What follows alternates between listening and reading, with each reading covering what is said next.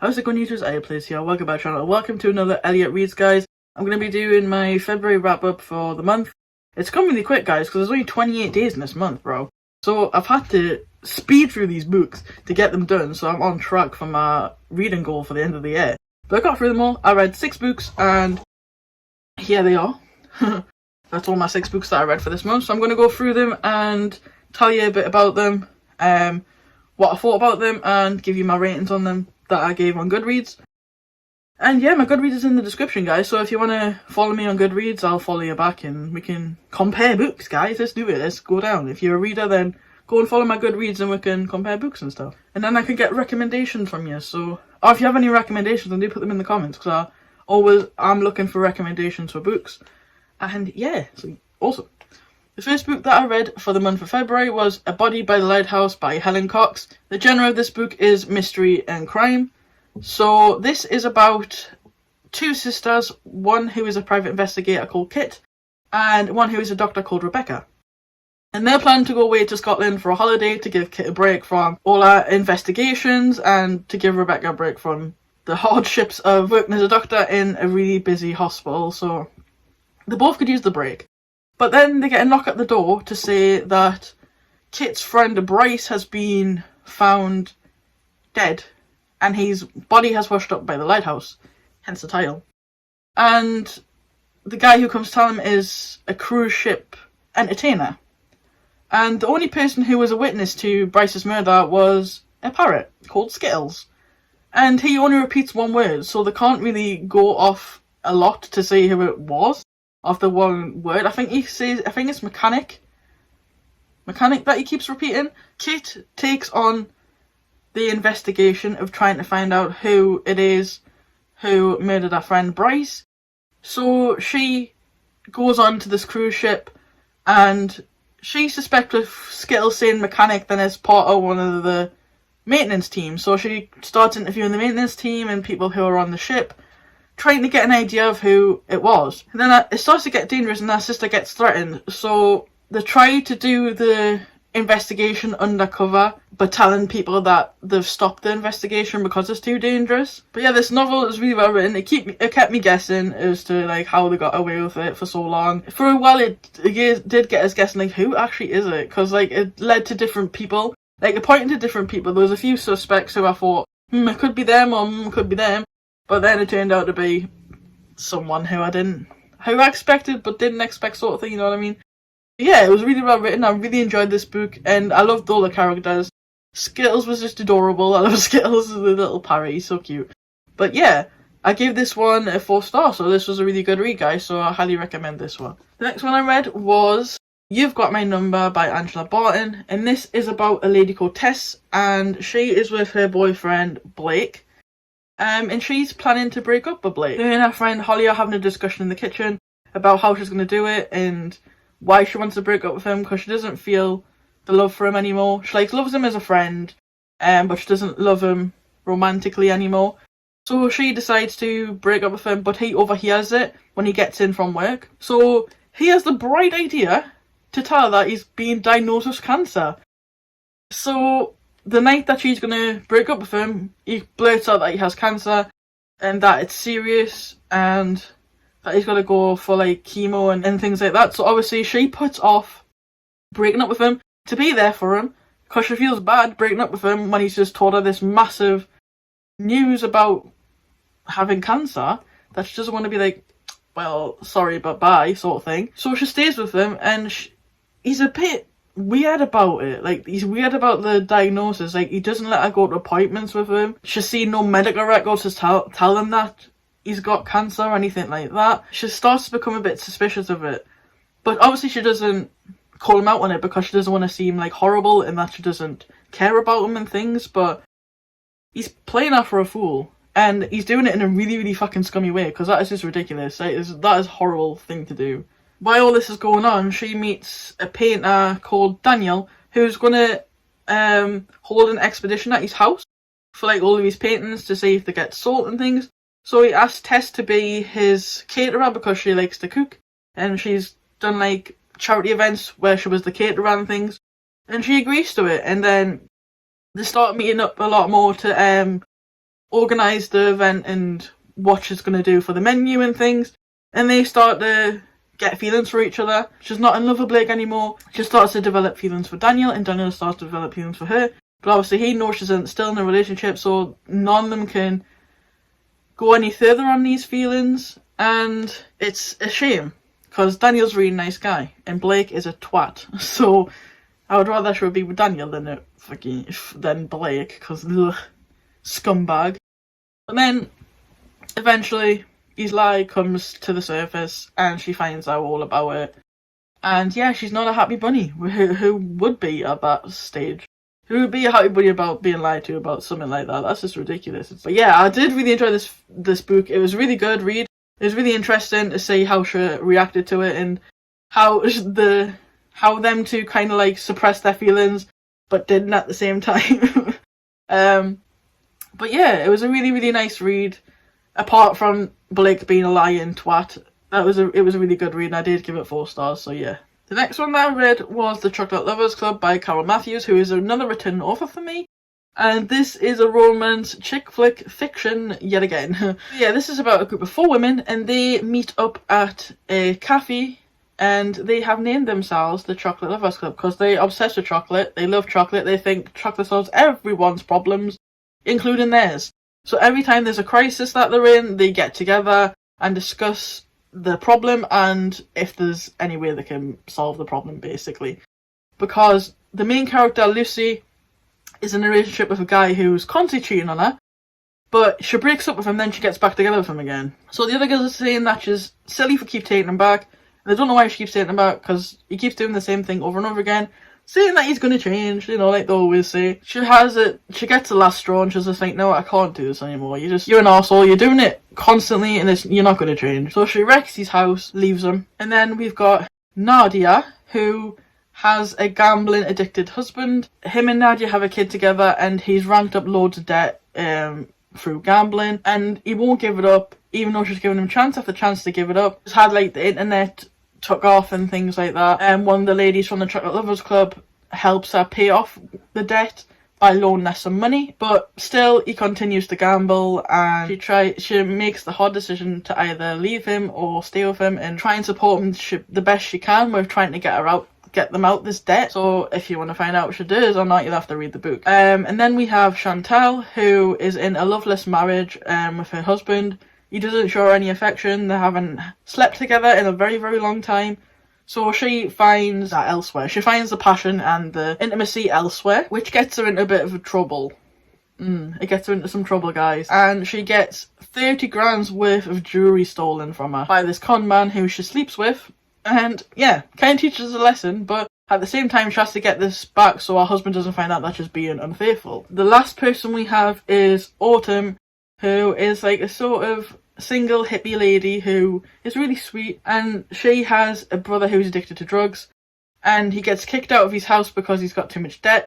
He doesn't want to go with his parents for them to pay off that debt, so he asks Autumn if he can stay with her, and she says yes, as long as he doesn't bring the trouble to her door. But he does anyways, and he gets himself into bother, so she tells him that he has to go to rehab in another state, so he does that. So then, with Chantal's jewellery being stolen, they call an emergency meeting to try and figure out a plan to get her jewellery back. But that's basically it. It's about their problems and trying to solve them, all by enjoying a bit of chocolate and some hot chocolate. And every other concoction that these 2 gay guys make at this chocolate cafe. And it's absolutely amazing. It's such a good read. I love the characters, I love the story. It was just all really well put together. It was a really interesting read, and I really enjoyed it. And I did give this one 4 stars. So yeah, it was a really good read, and I enjoyed it, guys. The 4th book I read was another return author, guys, which was Fiona Gibson and the Dog Share. This is a contemporary romance, chick flick. Yeah. Again, it was all about that. And this is about Susie, who goes on holiday with her boyfriend to Scotland at the time, and they take a tour of a distillery which makes whiskey. While they're on the tour, there's this main distiller there called Harry, and he tells them about whiskey and how he makes it, and that he's been with the company for years, and how they really value him as an employee there, and he's a main asset to the work, like the place that he works for. our boyfriend Paul gets the brilliant idea to buy the distillery because the owners are wanting to sell it and retire. His father recently passed away, so he's going to use inheritance money to buy the distillery, even though he has no clue about business, how to run a business, or how even the distillery works, or how to make whiskey. So he takes on and he asks Susie to be the co-owner of the business. She's like, I don't want to be, but I will be because I love you, and this is what you want, then I'm willing to sacrifice it and go for it. So then they buy this place, and within not even a year, it all starts to go downhill. Harry resigns. He's like, you've just messed this place up, so I'm leaving. Because Paul just wants to change too much. He doesn't know how to run a business, so all the suppliers that he has for the distillery just all pull out because the money's not there for them to be paid or anything. The staff start to walk out because they're not getting paid. There's no money coming into the company because he's just made it go bust. He does a runner. He just leaves Susie to it all because she's the co-owner of it. So he's like, oh well, bye, see you later. I've messed it up so you can fix it, sort of thing. So she gets him taken off the co-owner, and she gets him taken off as co-owner, so she just owns it herself. So she tries to pick it up back off the ground. And while she's there, she sees this dog just roaming around, homeless, like no owners. She puts like missing posters up and stuff, but no one claims them or says that it's their dog. So she takes him on as her own dog and calls him Scout. And she obviously takes him to the vet to see if he's microchipped or neutered or things like that. But he's not, so again she just takes him on. And she meets this woman called Carla in the reception of the veterinary practice. And she's with her elderly dog who's not very well and sadly passes away. So next time she sees Susie, they start to become close, to go for a coffee and things, and they start to get to know each other.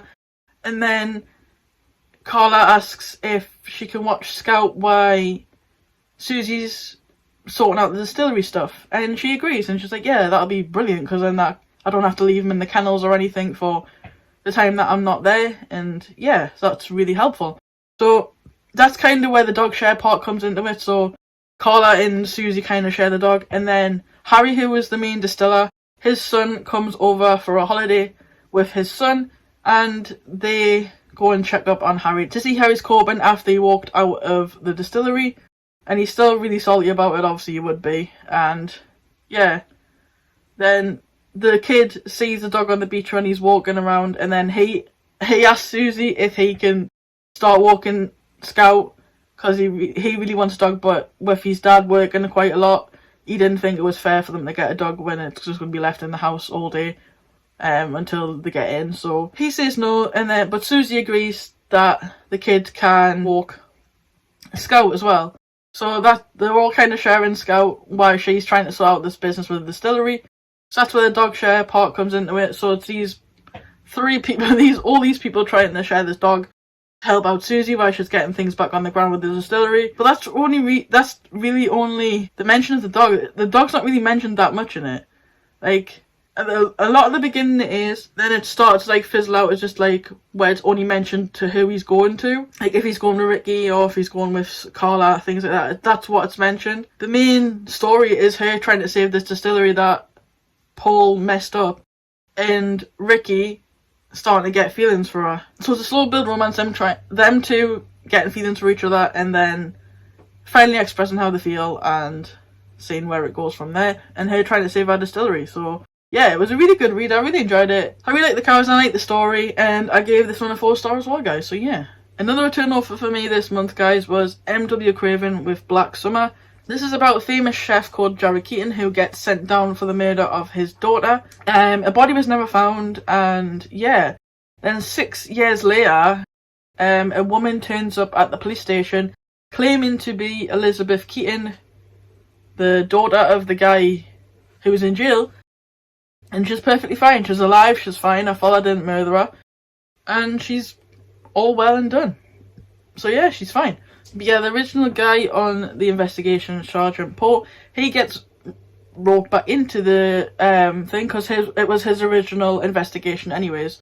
So he gets roped back into it, and it kind of starts to point towards him being the one who committed the crime, or falsified evidence for this crime to happen. But then, as soon as this Elizabeth Keating comes back, she disappears again after announcing herself to the police that she's fine and she's alive. She disappears again, which Paul thinks is really odd, and he suspects that something doesn't add up.